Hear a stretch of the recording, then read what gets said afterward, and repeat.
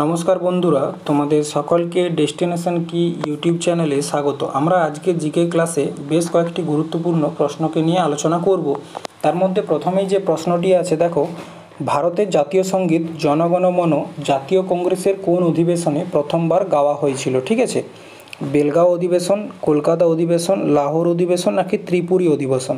তো উত্তরটা হচ্ছে তোমার কলকাতা অধিবেশন। এইখানেই প্রথমবার ভারতের যে জাতীয় সঙ্গীত জনগণ মন সেটি গাওয়া হয়েছিল। কত সালে? 1911 সালে। ঠিক আছে, এরপর দেখো ভারতের জাতীয় কংগ্রেস, এটির স্থাপনা হয়েছিল 1885 সালের 28শে ডিসেম্বর এবং এটির প্রতিষ্ঠাতাকে অ্যালান অক্টাভিয়ান হিউম বা A.O. হিউম। ঠিক আছে, এরপর দেখো জাতীয় কংগ্রেস প্রতি বছরই একটা করে অধিবেশন করে। তার মধ্যে কয়েকটি অধিবেশন খুব গুরুত্বপূর্ণ। প্রথমেই যেটা আছে সেটা হচ্ছে 1885 অধিবেশন। এটি বোম্বেতে হয়েছিল এবং উমেশচন্দ্র ব্যানার্জি এটির প্রেসিডেন্ট ছিলেন। ঠিক আছে, এবং এটি জাতীয় কংগ্রেসের প্রথম অধিবেশন। এরপর দেখো 1905-এর যে অধিবেশন সেটা গোপাল কৃষ্ণ গোখলে প্রেসিডেন্ট ছিলেন এবং এটি বেনারসে হয়েছিল এবং 1905-এর অধিবেশনে বঙ্গভঙ্গ বিষয়কে নিয়ে আলোচনা করা হয়েছিল। 1907-এর অধিবেশন, এটা খুব গুরুত্বপূর্ণ একটা অধিবেশন যেটি সুরাটে হয়েছিল এবং রাসবিহারী ঘোষ তিনি এটির প্রেসিডেন্ট ছিলেন। এখানে কংগ্রেসকে দুটো ভাগে ভাগ হয়ে যায়, একটা হচ্ছে কি নরমপন্থী আর একটা হচ্ছে চরমপন্থী। এরপর দেখো 1911-র অধিবেশন, এটা কলকাতাতে হয়েছিল এবং পি নারায়ণ ধর এটির প্রেসিডেন্ট ছিলেন এবং এখানেই প্রথমবার জনগণ মনকে গাওয়া হয়। তারপর 1917-র অধিবেশন, এটিও খুব গুরুত্বপূর্ণ, কারণ কি এখানেই জাতীয় কংগ্রেসের প্রথম মহিলা প্রেসিডেন্ট নিযুক্ত হয়েছিলেন, কে? অ্যানি বেসান্ত, এবং এই অধিবেশনটি কোথায় হয়েছিল? কলকাতাতে। এরপর দেখো অ্যানি বেসান্ত জাতীয় কংগ্রেসের প্রথম মহিলা প্রেসিডেন্ট, এটা ঠিক আছে, কিন্তু যদি প্রশ্ন আসে প্রথম ভারতীয় মহিলা প্রেসিডেন্টকে, তাহলে সেটা সরোজিনী নাইডু। ঠিক আছে, এরপর দেখো পরবর্তী প্রশ্ন, দিল্লি, মুম্বাই, চেন্নাই এবং কলকাতাকে সংযুক্ত করে জাতীয় মহাসড়ক নেটওয়ার্ককে কি বলা হয়? অর্থাৎ আমাদের যে চারটা বড় বড় শহর আছে, দিল্লি, মুম্বাই, চেন্নাই এবং কলকাতাকে, তাদেরকে যে ন্যাশনাল হাইওয়ে কানেক্ট করে তাদেরকে একত্রে কি বলা হয়? হীরা চতুর্ভুজ, হীরা বহুভুজ, সোনালী বহুভুজ নাকি সোনালী চতুর্ভুজ? তো তাদেরকে একত্রে কি বলা হয়? সোনালী চতুর্ভুজ। দেখো আমাদের যে চারটা বড় বড় শহর, দিল্লি, মুম্বাই, চেন্নাই এবং কলকাতা, এই চারটা শহরকেই একটা করে হাইওয়ে বা ন্যাশনাল হাইওয়ে, যে জাতীয় মহাসড়ক, সেটা কানেক্ট করছে। যেমন দিল্লি টু মুম্বাই NH8-এর মাধ্যমে কানেক্ট হয়, মুম্বাই টু চেন্নাই NH4-এর মাধ্যমে কানেক্ট হয়, চেন্নাই টু কলকাতা NH5-এর মাধ্যমে এবং কলকাতা টু দিল্লি NH2-এর মাধ্যমে কানেক্ট করা হয়। তো এই চারটা জাতীয় মহাসড়ককে একসাথে বলা হয় সোনালী চতুর্ভুজ। বোঝা গেছে? এরপর দেখো NH1 ন্যাশনাল হাইওয়ে 1, যেটা দিল্লি টু অমৃতসর, ঠিক আছে, এটাকে বলা হয় শেরশাহ সূরি মার্গ। কি বলা হয়? শেরশাহ সূরি মার্গ। এবং একটা জিনিস মনে রাখবে, ভারতের যে ন্যাশনাল হাইওয়ে বা জাতীয় সড়ক আছে তার জনক কাকে বলা হয়? সম্রাট অশোককে বলা হয়। ঠিক আছে, এবং ভারতের সবচেয়ে লম্বা যদি বলা হয় ন্যাশনাল হাইওয়ে কোনটি, সেটা হচ্ছে NH44, যেটি শ্রীনগর থেকে কন্যাকুমারী অর্থাৎ একদম উত্তর থেকে দক্ষিণে বিস্তারিত। এরপর দেখো ভারতের যে জাতীয় সড়কগুলি আছে তার মধ্যে দুটি মহাসড়ক কি করেছে, একদম পূর্ব থেকে পশ্চিমে এবং উত্তর থেকে দক্ষিণে বিস্তারিত রয়েছে। তার মধ্যে দেখো শ্রীনগর থেকে কন্যাকুমারী যে মহাসড়কটি আছে তাকে বলা হয় NH44 এবং আসামের শিলচর থেকে গুজরাটের পোরবন্দর অর্থাৎ পূর্ব থেকে একদম পশ্চিমে যে জাতীয় মহাসড়কটি কানেক্ট করেছে তাকে বলা হচ্ছে NH27। এরপর দেখো এই দুটা যে জাতীয় মহাসড়ক আছে সেটি যেখানে একে অপরকে কাটে সে জায়গাটার নাম কি? ঝাঁসি। এই পয়েন্টটা মনে রাখবে, পরীক্ষায় প্রশ্ন অবশ্যই পাবে। এরপর দেখো নিচের কোন খেলার সাথে টুইডল শব্দটি যুক্ত? টেবিল টেনিস, ক্রিকেট, রাগবি নাকি হকি? তো দেখো এই যে টুইডল শব্দটি আছে এটি যুক্ত হচ্ছে তোমার টেবিল টেনিস খেলার সাথে। ঠিক আছে, টেবিল টেনিস খেলার সাথে টুইডল শব্দটি যুক্ত। এরপর দেখো বিভিন্ন খেলার বিভিন্ন ধরনের ট্রফি আছে যেগুলো পরীক্ষাতে প্রশ্নটা আসে, যেমন হকি।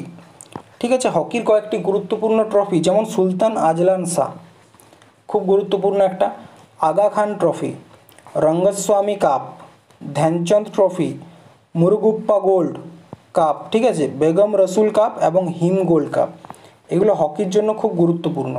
এরপর দেখো টেনিসের কয়েকটি গুরুত্বপূর্ণ ট্রফি যেমন Australian Open, French Open, USA Open, Davis Cup, ঠিক আছে। ব্যাডমিন্টনের কয়েকটি গুরুত্বপূর্ণ কাপ কী কী আছে? উবার কাপ আছে, Thomas Cup, Sudirman Cup, Narang Cup, Amrit Dewan trophy. এই তিনটা কিন্তু খুব গুরুত্বপূর্ণ, পরীক্ষায় প্রায়ই আসে, তো তোমরা চেষ্টা করবে প্রত্যেকটা ট্রফি কিন্তু মনে রাখার। এরপর দেখো নিচের কোন নদী ভারত ও নেপালকে বিভক্ত করেছে? কালী নদী, ব্রহ্মপুত্র নদী, সতলুজ নদী নাকি গঙ্গা নদী? তো তার জন্য আমাদেরকে ম্যাপটা দেখতে হবে। দেখো ব্রহ্মপুত্র নদী তো চায়না থেকে তৈরি হয়ে অরুণাচল প্রদেশের মাধ্যমে আসাম এবং তারপর বাংলাদেশে চলে এসছে। গঙ্গা নদী উত্তরাখণ্ডে তৈরি হয়েছে, তারপর উত্তরপ্রদেশ, বিহার হয়ে পশ্চিমবঙ্গের মাধ্যমে ঢুকে একদম বাংলাদেশ, ঠিক আছে। তাহলে এই দুটো নদী তো নেপালের সাথে কোনো রকমভাবেই কানেক্ট নয়। আবার সিন্ধু নদী এবং সতলুজ নদী এই দুটাই হচ্ছে তোমার তিব্বত থেকে তৈরি হয়ে পাকিস্তানে চলে গেছে। তাহলে এখন আমাদের প্রশ্ন হচ্ছে ভারত এবং নেপালকে কোন নদী আলাদা করেছে? সেটা হচ্ছে কালী নদী, ঠিক আছে। কালী নদী যে তার বিস্তার একেবারে নেপাল এবং উত্তরাখণ্ডের বর্ডার জুড়ে, ঠিক আছে। এই যে নদীটি আছে এটাকে বলা হচ্ছে কালী নদী। কালী নদী, এই নদী কি করে?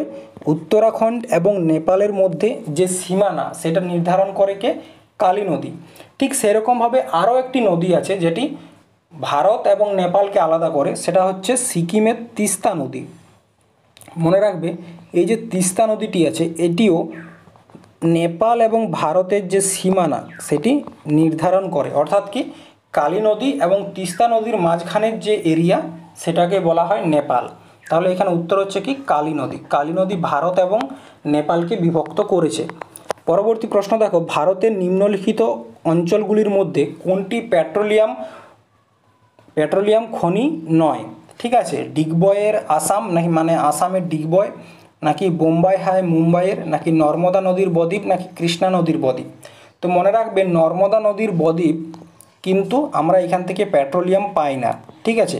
বাকি যে তিনটা এরিয়া বলা হয়েছে সেখান থেকে আমরা পেট্রোলিয়াম পাই। তার মাধ্যমে আসামের যে ডিগবয় এটা হচ্ছে কি ভারত তথা এশিয়ার প্রাচীনতম তৈল খনি, প্রাচীনতম তৈল খনি, ঠিক আছে। এই পয়েন্টটা একটু তোমরা মনে রাখবে। দেখো আসামের ডিগবয় ছিল ভারতের প্রথম পেট্রোলিয়াম অয়েল আউটফিল্ড বা তৈল খনি, ঠিক আছে।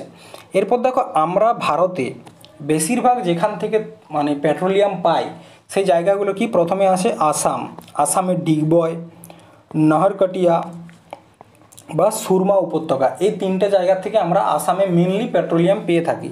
এরপর দেখো গুজরাটের হচ্ছে অঙ্কলেশ্বর, নবাবগ্রাম, কৌসাবা, আলিয়াতাব দ্বীপ, ঠিক আছে। এই চারটা জায়গা থেকে আমরা পেট্রোলিয়াম পাই এবং মহারাষ্ট্রের মুম্বাই হাই থেকেও কিন্তু আমরা পেট্রোলিয়াম পেয়ে থাকি। এরপর দেখো পরবর্তী প্রশ্ন, ফরাসি ইস্ট ইন্ডিয়া কোম্পানি পন্ডিচেরি কার কাছ থেকে অধিগ্রহণ করেছিলেন?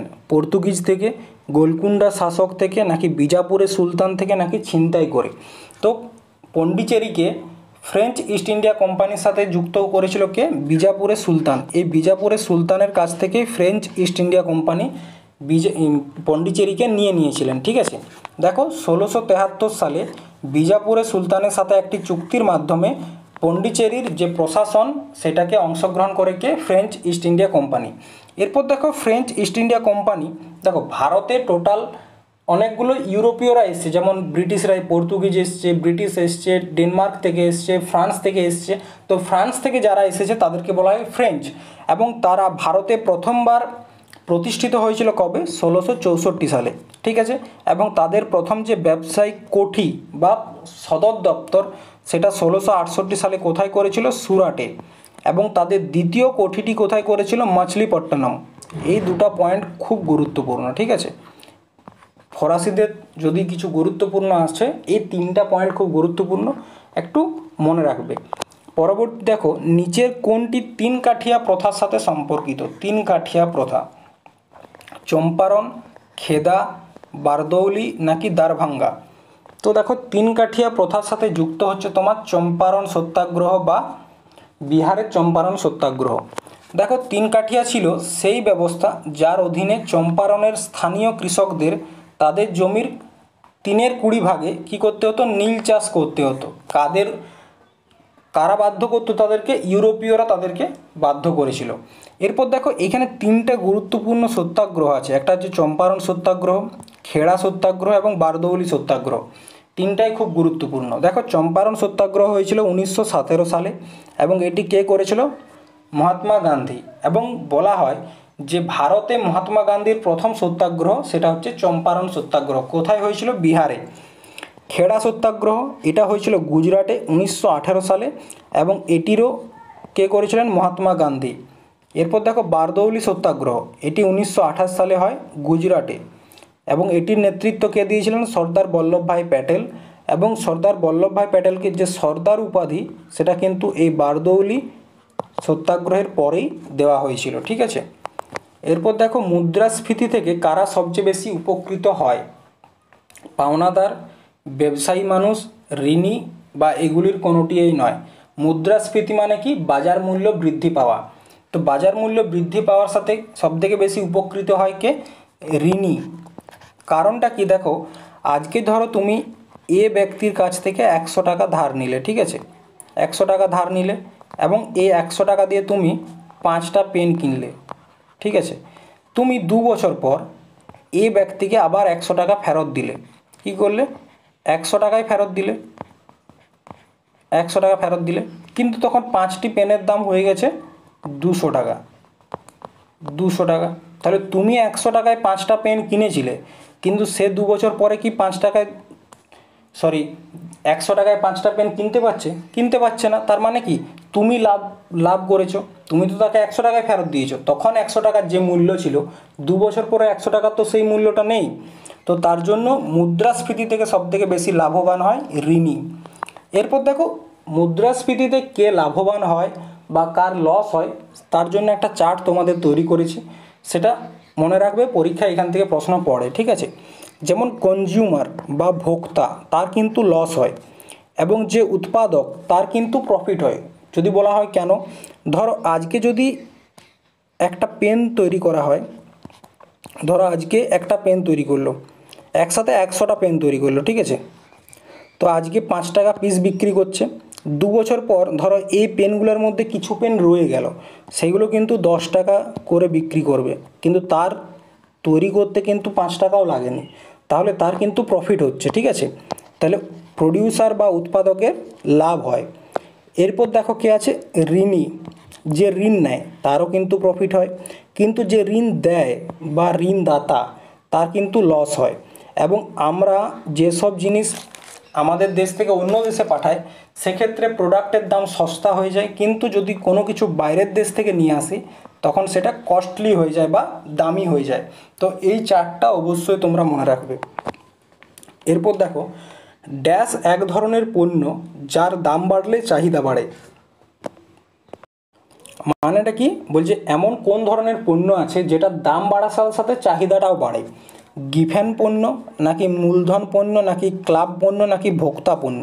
তো মনে রাখবে, গিফেন পণ্য তার যতই দাম বেড়ে যাক কিন্তু তার চাহিদা বাড়তেই থাকে। গিফেন পণ্য কোনগুলি? যেগুলো আমাদের প্রাত্যহিক জীবনে খুব দরকার। যেমন ধরো চাল, এই চাল ছাড়া আমরা তো ভাত করতে পারবো না। চালের দাম যতই হোক আমরা কিন্তু চাল কিনবো। তোমরা দেখো, জিনিসটা ভালো করে বোঝো। জিনিসটা বুঝতে গেলে একটু তোমাদেরকে দেখতে হবে। ধরো তোমার কাছে 100 টাকা আছে, ঠিক আছে? তুমি 100 টাকায় 50 টাকার কী কিনলে? চাল কিনলে। 20 টাকার কেক কিনলে এবং 30 টাকার কী করলে? চকলেট কিনলে। ঠিক আছে। ঠিক আছে। তো তোমার কাছে চালটা হচ্ছে খুব গুরুত্বপূর্ণ, কেক এবং চকলেট এটা কিন্তু তোমার সেকেন্ডারি, এটা কিন্তু গুরুত্বপূর্ণ নয়। এরপর ধরো কিছুদিন পরেই আবার বাজারের দাম বৃদ্ধি হয়ে গেল, তখন তুমি 100 টাকা নিয়ে বাজারে গেলে এবং চালের দাম দেখলে 90 টাকা। ঠিক আছে। 1 কেজি চালের দাম 90 টাকা আর তোমার কাছে হাতে পড়ে রইল 10 টাকা। কিন্তু কেক এবং বিস্কুট, কেক এবং চকলেট এই দুটোর দামই একই রয়েছে, 20 টাকা এবং 30 টাকা। দেখো এইখানে কিন্তু তুমি 100 টাকা দিয়ে 20 টাকার কেক বা 30 টাকার চকলেট কিনবে না, তখন তুমি 90 টাকা দিয়ে চালটাই কিনবে। তো চালটা হচ্ছে একটা গিফেন পণ্য, যেটা দাম বাড়ুক দাম কমুক এটার প্রয়োজনীয়তা বা চাহিদা একই রকম থাকে, মানে চাহিদাটা কিন্তু বাড়তে থাকে, প্রত্যেক দিন তোমার চালটা প্রয়োজন। তো গিভেন পণ্যের দাম বাড়ার সাথে সাথে চাহিদাও কিন্তু বাড়ে, ঠিক আছে। এরপর দেখো গিফেন গুড হলো একটি নিম্ন আয়ের অবিলাসী পণ্য যা স্থির অর্থনৈতিক এবং ভোক্তা চাহিদাকে তত্ত্ব করে অস্বীকার করে। দাম বেড়ে গেলে গিফেন পণ্যের চাহিদা কিন্তু বেড়ে যায়। এরপর দেখো ভারতের নিম্নলিখিত বহুমুখী সঙ্গীতজ্ঞদের মধ্যে কে হিন্দি সিনেমা রুদালির জন্য সেরা সঙ্গীত পরিচালকের জাতীয় পুরস্কার জিতেছিলেন এবং ব্রহ্মপুত্রের বার্ড নামেও পরিচিত? ভূপেন হাজারিকা, মানস রবিন, নাকি জয় বড়ুয়া, নাকি জয়ন্ত হাজারিকা? তো দেখো ব্রহ্মপুত্রের বার্ড নামে পরিচিত হচ্ছে ভূপেন হাজারিকা। কে? ভূপেন হাজারিকা। এবং তার নামে একটি বাঁধও রয়েছে, তোমরা আশা করি জানো। দেখো আসামের প্লেব্যাক সিঙ্গার এবং কে ছিলেন? ভূপেন হাজারিকা, এবং তাকে ব্রহ্মপুত্রের বার্ড নামে পরিচিত বা আখ্যা দেওয়া হয়েছে। তিনি রুদালি সিনেমার জন্য 1993 সালে কি পুরস্কার পেয়েছেন? ন্যাশনাল অ্যাওয়ার্ড পেয়েছেন, ঠিক আছে। এরপর দেখো পরবর্তী প্রশ্ন, সূর্য শাস্ত্রীয় নৃত্য উৎসব প্রতি বছর 10 দিনের জন্য কোথায় অনুষ্ঠিত হয়? সূর্য শাস্ত্রীয় নৃত্য উৎসব, সূর্যা ক্লাসিক্যাল ডান্স ফেস্টিভ্যাল 10 দিনের জন্য কোথায় উদযাপন করা হয়? রামেশ্বরম, মদুরাই, তিরুবনন্তপুরম, নাকি মহীশূর? তো কোথায় করা হয়? তিরুবনন্তপুরমে করা হয়, ঠিক আছে। এরপর দেখো কয়েকটি রাজ্য এবং তাদের কিছু গুরুত্বপূর্ণ উৎসব যেগুলো আমাদেরকে মনে রাখতে হবে পরীক্ষার জন্য। যেমন প্রথমে দেখো মহারাষ্ট্র। মহারাষ্ট্রে কয়েকটি গুরুত্বপূর্ণ উৎসবের মধ্যে সবথেকে গুরুত্বপূর্ণ হচ্ছে কালা ঘোড়া কালা মহোৎসব, খুব গুরুত্বপূর্ণ। বিঠোবা এবং গুড়ি পড়বা। গুড়ি পড়বা হচ্ছে কি মারাঠিদের নতুন বছর। এরপর দেখো গোয়া। গোয়ার হচ্ছে সিগমো মহোৎসব, সাওজাও উৎসব আর চিকেল কালো উৎসব। এই সাওজাও উৎসবের সময় গোয়ার মানুষেরা কি করে? একে অপরকে বিভিন্ন ধরনের ফল গিফট করে, ঠিক আছে। এরপর দেখো উড়িষ্যা। উড়িষ্যার কয়েকটি গুরুত্বপূর্ণ হচ্ছে ধনুযাত্রা, নোয়াখাই, রজ পর্ব, কোনারক উৎসব। কর্ণাটকের দেখো হাম্পি মহোৎসব, কাম্বালা উগাডি উৎসব। হরিয়ানার দেখো দুটি খুব গুরুত্বপূর্ণ, সুরজকুণ্ড মেলা আর গীতা উৎসব। গীতা উৎসব এবং সুরজকুণ্ড মেলা। আর মেঘালয়ের চাপচারকুট, মিমকুট এবং অ্যান্থুরিয়াম, এই তিনটাই খুব গুরুত্বপূর্ণ।